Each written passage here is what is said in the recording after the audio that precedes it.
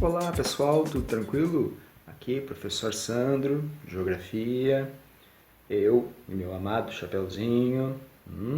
Só para lembrar que eu uso chapéu, e sou careca, e careca precisa usar chapéu, tá? Então vamos partir para a nossa terceira semana de estudos. Olha só, a terceira.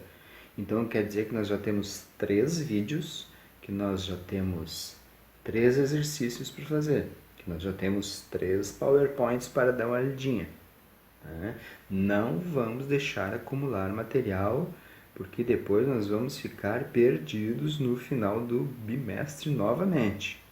Não é para acontecer isso, ok? Conto com vocês para não acumular material. Quem não assistiu os vídeos anteriores, corre lá e vai assistir. Esse já é o terceiro vídeo do nosso segundo bloco, ok? Então, até mais e vamos reduzir esse vídeo aqui e partir para o nosso conteúdo de hoje. Então, salve, salve, meus queridos, meus amados, meus alunos, né, da MR1. Estamos aí para mais uma aula maravilhosa de geografia, certo? E na aula passada nós falamos sobre clima, agora vamos falar sobre fenômenos climáticos, né? Vocês podem ver aí nessa foto inicial aí, temos um raio ali, né? Um fenômeno climático. Temos uma fotinho ali com a terra seca, torrada, toda rachada, né? Então vamos falar de secas. Temos ali um urso polar ali com seu... vendo se consegue caçar o seu salmão ali, com certeza, naquela água gelada ali. O sol da primavera, o furacão lá embaixo. Então isso tudo são fenômenos climáticos, né? Citei algumas coisas ali, mas você sabe que existem mais, né? Mas vamos ficar por esses aí. Partindo para o nosso primeiro slide, então, aqui estão os conteúdos que nós vamos falar. Enchentes, secas, furacões, massas de ar. Nas massas de ar nós temos 2 assuntos. Nós temos as massas de ar, o que são elas, e nós temos também as frentes frias, que são provocadas pela massa de ar, mas nós vamos ver isso na sequência. E nós vamos falar sobre o El Niño e sobre a Laninha. Vamos ver quais são as... O que esses caras fazem? Quem são eles? Quem são eles na fila do pão? Vamos ver então. Falando de enchentes, pessoas, uma enchente ocorre quando o nível de água do mar sobe de maneira intensa e rápida, um rio transborda, ou o solo não absorve toda a água que cai nas chuvas torrenciais, né? Não necessariamente um rio, pode ser um valão em aberto, né? Um valo, um córrego, qualquer coisa transborda assim, né? As consequências dessas inundações são variadas, pessoas. Muitas pessoas ficam ilhadas em suas casas, tubulações de água, gás, rede elétrica são afetadas, provocando um colapso nos serviços. A água potável é contaminada nos resíduos químicos e esgoto. Isso ocasiona epidemias de cólera, de tifo e sem falar de outras doenças. Bom, não precisa nem falar em doenças numa questão de epidemia que nós estamos, né? As correntes de água podem destruir construções e colheitas, deixando toneladas de lama em seu caminho. Então a gente vê aí enchentes, né? Isso não é brincadeira e pode estragar o nosso mundo. E as secas? Lembra da fotinho lá? A terra toda torrada? Né? A seca ocorre quando a quantidade de chuva que cai em uma região é inferior à média durante vários e vários meses. Trata-se, portanto, de um conceito relativo. No sul da Inglaterra, 400 milímetros de chuva em um ano indicam uma forte seca. Olha, se liga ali na altura. 400 milímetros de chuva em um ano indicam uma forte seca. No entanto, essa mesma precipitação é um nome bonitinho que os climatologistas dão para chuva, né? Lembra que eu já falei isso lá? Corresponde ao dobro de chuvas que caem no deserto do Saara em igual período. Olha só, 400 milímetros de chuva no sul da Inglaterra corresponde ao dobro de chuvas que caem no deserto do Saara em igual período. Quer dizer que no deserto do Saara nós temos ali 200 milímetros de chuva, né? No deserto. Qualquer lugar está sujeito a secas, mas as regiões com períodos bem definidos de chuva são as que mais sofrem com elas. As secas pioram com o aumento do consumo da água e, para minimizar seus efeitos, constrói-se reservatórios. A gurizada se precaver, aí, né? Como dizem por aí, reserva sua água para não ficar com sede, até porque viver sem água, gente, é impossível. Tu não pode tomar banho, tu não pode fazer comida, tu morre de sede, né? A partir do 5º dia sem água, não só você já está todo sujo, como o teu psicológico já começa a ficar meio abalado, né? Tu começa a ficar meio nervoso. Então, sim, viver sem água é terrível, gente. E aquele pessoal ali do nosso Nordeste é profissional em viver sem água, infelizmente. As secas prolongadas podem provocar a desertificação de uma região, né? Vide deserto do Saara, lá que um dia, há milhões de anos atrás, já foi um oceano, acreditem ou não, né? Ou seja, a destruição da cobertura vegetal e a degradação do solo. Então, seca, é terrível. E os furacões? Os tão temidos furacões, né? Os furacões, dependendo o lugar que nós estamos, eles são chamados de furacões, tufões ou ciclones, né? Nós vamos ver isso no próximo slide ali, né? Então, o furacão é uma grande tempestade com chuvas intensas, ventos fortes e constantes. As rajadas de vento oscilam entre 120 e 250 km por hora, ou seja, praticamente um carro de Fórmula 1, né? E podem ultrapassar 300 km por hora. É possível chover de 300 a 600 milímetros em algumas horas. Às vezes o furacão dura ali uns 15 minutos ali e faz um estrago medonho. Os furacões formam-se sobre os oceanos, não é sobre a Terra. Quando ele está na Terra, ele já está há um bom tempinho já, né? Eles formam-se sobre as águas do mar. Quando as águas estão bem quentes, mas muito quentes, com temperaturas superiores a 27 graus centígrados, isso para nós, né? 27 graus centígrados não é muito, mas para as águas do mar, lembrando que a nossa febre aqui, nós começamos a estar com febre a partir dos 37 graus ali, até 37, né? E eu estou falando de 27 graus centígrados, mas isso para a água do mar já é muito. Em tais condições, a evaporação da água do mar é intensa e origina essas tempestades. Um furacão perde sua forma conforme penetra no continente. À medida que ele vai entrando no continente, ele vai desaparecendo, mas o seu deslocamento provoca efeitos devastadores, como inundações, destruição de construções e naufrágios, né? Esse próximo slide aí está falando aquilo que eu coloquei, né? Que dependendo da área, nós podemos ver ali que, ali na área do Caribe, ali, do México, ali, no meio da América Central, ali, onde estamos marcados em laranja, amarelo, não sei que cor é exatamente aquela ali nós falamos em furacões, né? Por isso que aqui no Brasil nós falamos em furacões. Já naquela região do Japão lá, né, os caras falam tufões. E ali na região da costa da África, da Indonésia, da Austrália, se fala ciclone, né? Isso aí. E os americanos lá falam em twister, né? Tem um nomezinho diferenciado lá também, né? Quem é que não viu um filme?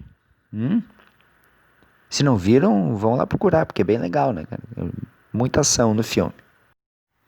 E agora, então, pessoal, mais um fenômeno climático aí, El Niño. Isso aí, é em espanhol mesmo, El Niño, o menino. Isso aí.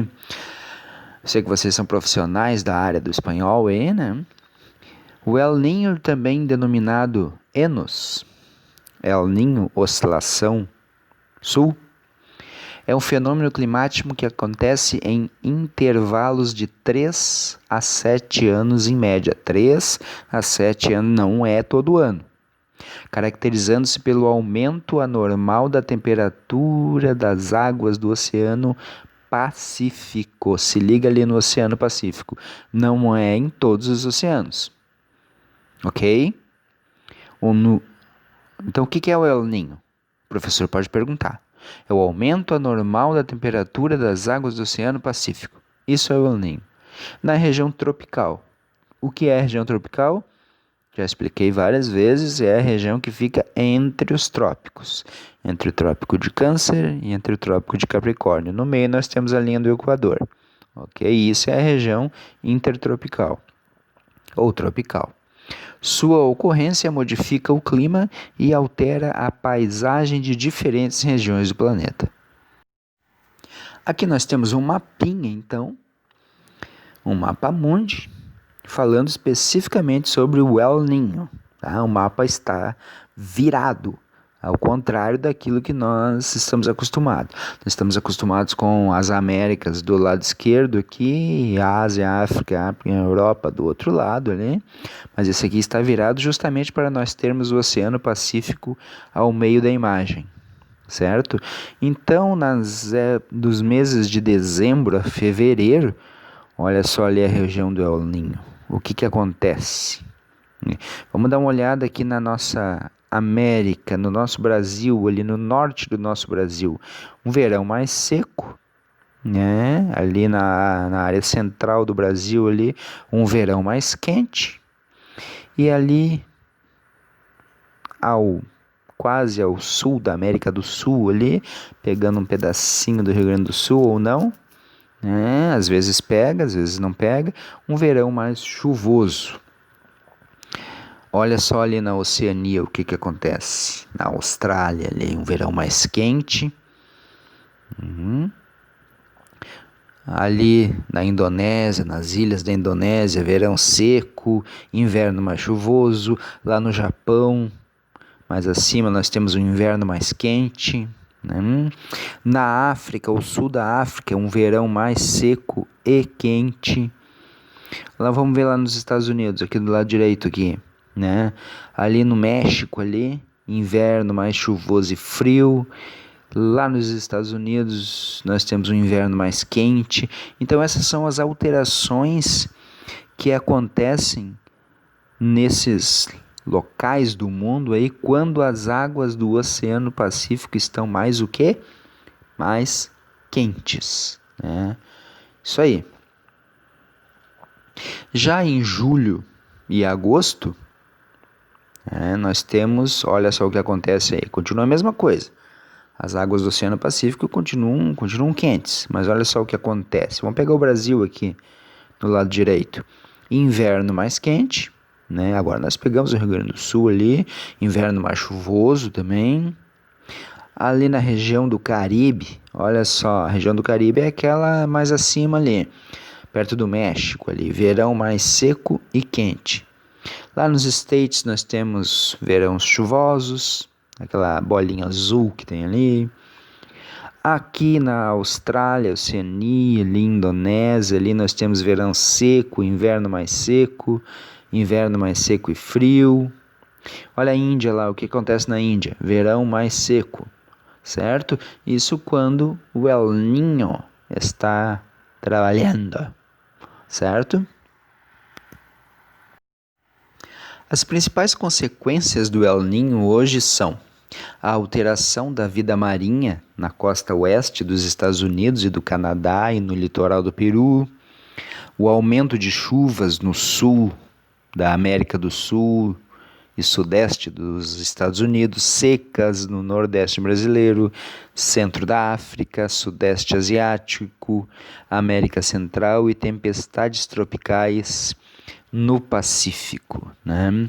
As tempestades tropicais é um nomezinho bonitinho para furacão, tá, gente?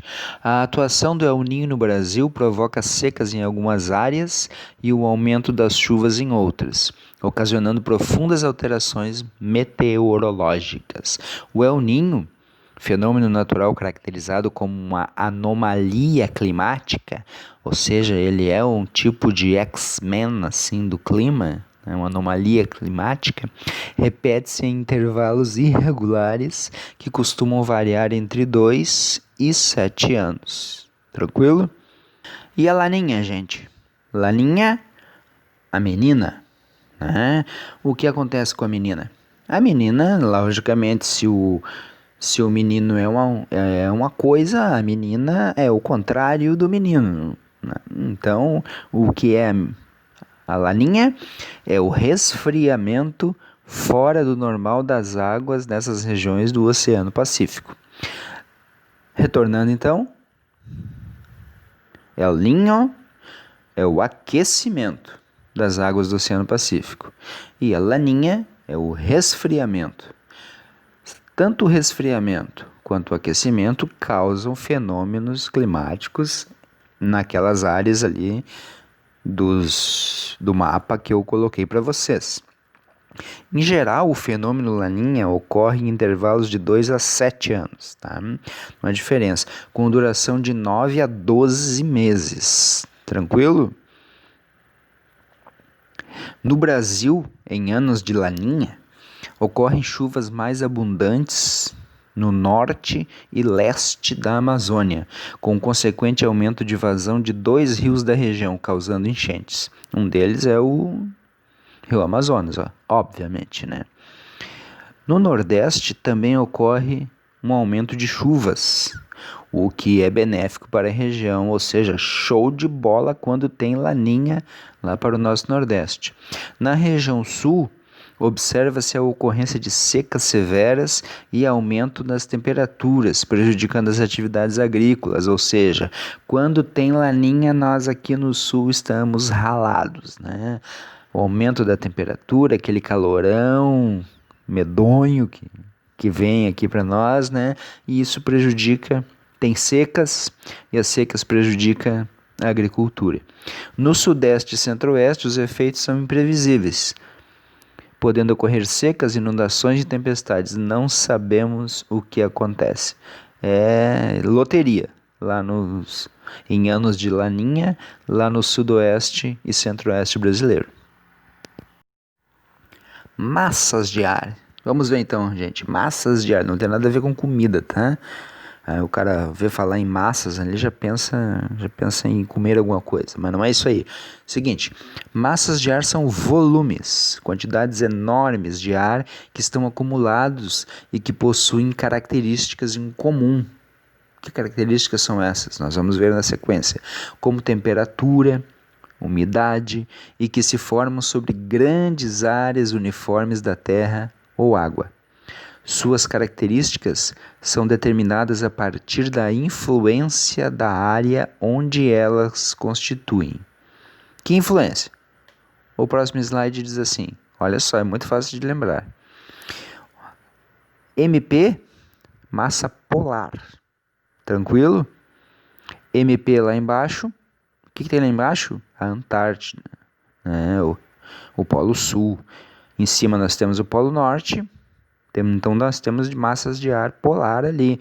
Lá embaixo nós temos a Antártida, o Polo Sul. Massas polares nós temos ali. Ali ao meio do mapa nós temos um ME, que são as massas equatoriais. O que nós temos ao meio do mapa? Nós temos a linha do Equador. Então ali naquela região nós temos massas equatoriais. E MT, acima ali e MT abaixo são massas tropicais. Por quê? Porque acima nós temos um trópico e abaixo nós temos outro trópico. Então nós temos apenas 3 tipos de massas de ar: massas polares, massas tropicais e massas equatoriais. Tranquilo? Bom, já que eu falei, né, agora vamos falar de novo, né? As massas de ar, em face de sua formação e propriedades, apresentam diferentes características, o que permite classificá-las em 3 tipos distintos: massas equatoriais, tropicais e polares, certo? Massas equatoriais originam-se nas regiões de baixas latitudes, ou seja, próximas à linha do Equador. Em razão disso, apresentam temperaturas mais elevadas. Elas se dividem em equatoriais oceânicas, que são mais úmidas pela influência dos oceanos, e equatoriais continentais, mais quentes e um pouco menos úmidas, porque estão aonde? Nos continentes. Ok? O que tem nos continentes? Prédios, né? E os prédios esquentam. Massas tropicais originam-se em latitudes intermediárias entre a linha do Equador e os polos. Caracterizam-se pela baixa pressão e pelas elevadas temperaturas. Então, as massas tropicais são de elevada temperatura, não vamos esquecer isso. Pode cair em algum exercício, em alguma atividade e até em alguma prova, né? Massas polares. Bom, isso aí é fácil de lembrar, né, gente? Essas massas que estão no polo, pelo amor de Deus, né? Se estão nos polos, são frias. Originam-se nas regiões de altas latitudes, próximos aos polos. Possuem uma massa menor do que as demais. As massas polares continentais são mais frias e secas, e as massas polares oceânicas são mais úmidas e menos frias. Isso é uma coisa óbvia, né? Se a massa está no oceano, ela é mais úmida, ok? E menos frias. Lembrando sempre que o que está no continente, qualquer coisa que está no continente, está mais quente. Ainda mais se nós falarmos em cidades. Tudo que está dentro da cidade está mais quente em função da quantidade de prédios, de construções. Né? Já nas florestas está um pouquinho menos quente, mas continua quente ainda. Ok? Nunca vamos esquecer disso. Dentro das massas polares, nós temos uma outra questão. Nós temos as frentes de ar. O que seriam isso? Já deve ter ouvido, né, a moça do tempo falar lá: está vindo uma frente de ar lá da Argentina, está vindo uma frente de ar lá da África do Sul, com relação ao Brasil, é claro, né? Está vindo uma frente de ar lá do México, lá da região do Caribe, enfim. Por definição, frentes de ar configuram um fenômeno climático resultante do encontro entre duas massas de ar. Então elas ficam ali, vem uma massa de ar tropical, uma massa de ar equatorial, no nosso caso aqui, né? E elas ficam ali naquela peleia ali, lutando para lá e para cá, para ver quem é que vai ganhar. Esse encontro entre essas massas distintas de ar forma diversas frentes, onde nós tiramos frentes frias, né, e frentes quentes, cujas características vão depender do tipo de massa que prevalecerá nesse encontro. Se a massa de ar quente ganhar, nós teremos uma frente quente. Se a massa de ar fria ganhar, nós temos uma frente fria. Então aí dá para ver que nós temos uma peleia, realmente, uma briga entre as massas, né?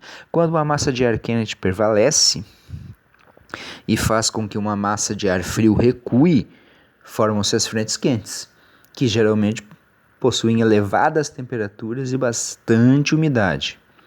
Quando uma massa de ar frio é que provoca o recuo de uma massa de ar quente, a gente tem o contrário. Formam-se então as frentes frias, provocando rápidas quedas de temperatura, com chuvas, trovoadas que podem ser bem rápidas, dependendo da velocidade com que a frente fria se desloca. Portanto, percebe-se que as características das temperaturas e do clima de uma dada região podem ser determinadas pelo resultado dessas brigas, dessas pelejas, né, entre as massas de ar que formam as frentes frias ou frentes quentes. Bom, gente, nesse nosso próximo slides aqui temos efeito estufa. Já ouvimos falar várias vezes do efeito estufa, mas existem dois tipos de efeito estufa, o causado pelo homem e o efeito estufa natural. Aqui eu quero falar do efeito estufa natural, né? O efeito estufa natural mantém a temperatura média do planeta na faixa de 15 graus centígrados, o que é show de bola. Se não houvesse retenção de calor na atmosfera, a temperatura média do planeta seria negativa, próxima de menos 18 graus centígrados. Já pensou? Nós aqui a menos 18 graus centígrados em todos os locais do planeta? Então, estufa natural.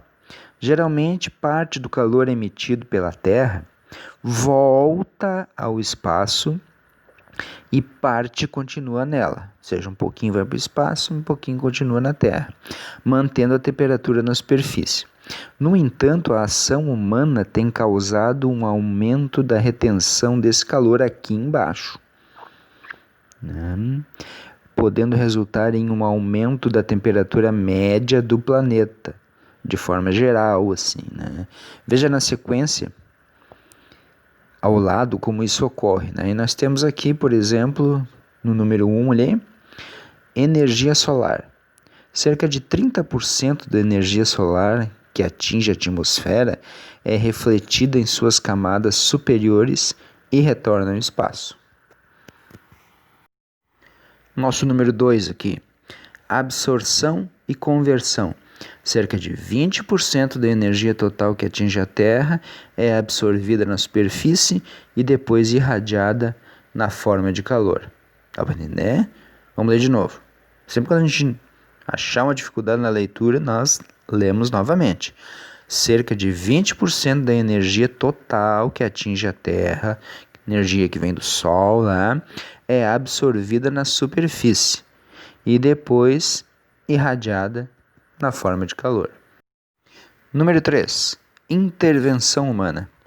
O dióxido de carbono, aquele gás que a gente ouve falar toda hora, né? E outros gases estufa emitidos pelas atividades humanas armazenam o calor irradiado e a energia solar refletida pela Terra.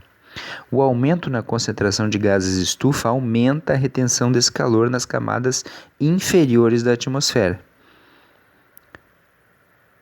Lá no primeiro slide que eu falei de clima, eu coloquei as camadas da atmosfera ali, né? Se não lembramos, vamos lá dar uma olhadinha. É por isso que a gente tem um material. E provoca aumento na temperatura média. Depois do efeito estufa, né? O que nós temos aí? Calor com chuva. O aumento da temperatura média do planeta provoca aumento da evaporação. Lembrando do ciclo das águas, né? Esquenta, vapor, a água evapora, vai para cima porque está quente. Tipo uma chaleira, assim, quando nós colocamos ela para ferver, o vapor sai ali porque está esquentando, né? Então, o aumento da temperatura provoca evaporação. E, portanto, da concentração de vapor d'água na atmosfera. É bem tipo o que acontece na chaleira. O que causa um armazenamento ainda maior de calor. Por que armazena? Porque a poluição que está em cima não permite que esse vapor saia. Na região central das grandes cidades, o aumento da temperatura resulta na tal ilha de calor. Imagina que o vapor subiu, mas não teve como se dissipar na atmosfera, então ele ficou concentrado em apenas um lugar. Então isso aumenta a evaporação e provoca índices de chuva maiores que na periferia das grandes cidades, ou seja, na cidade chove, né? E na periferia das cidades não chove. Quantas vezes a gente está indo para algum lugar e está chovendo, digamos assim, vou dar um exemplo, que já aconteceu comigo. Saí de Alvorada chovendo, cheguei em Canoas, não estava chovendo mais, né? E a gente olha o asfalto e vimos que não choveu. Perguntamos para as pessoas e não choveu realmente. Choveu só em uma cidade, em outra não. Por causa disso aqui que a gente está falando no momento. Então, essa, meus senhores e minhas senhoras, ladies and gentlemen, né? Isso era a nossa aula de hoje, os fenômenos climáticos, né? Existem outros, mas nós vamos ficar concentrados nestes aqui, fenômenos climáticos. Se vocês quiserem dar uma pesquisadinha no Google ali sobre outros fenômenos climáticos, fiquem à vontade. O que eu vou fazer? Vou botar o nosso vídeo lá, né, mais tarde. Hoje à tarde ele está na área lá. Vou colocar o nosso vídeo, o nosso PowerPoint. E vou colocar um texto também, colocar um texto sobre os fenômenos climáticos, onde aparecerão com certeza outros, ok? Vou começar a colocar um texto para nós estudarmos. É sempre bom ler, eu sei que vocês adoram ler, né? Sei que vocês estão chegados em leitura ultimamente. Então vou começar a botar textos e os nossos exercícios famosos lá. Vou postar lá os nossos exercícios, ok? Então, grande abraço, fiquem com Deus, se cuidem. Até a próxima aula.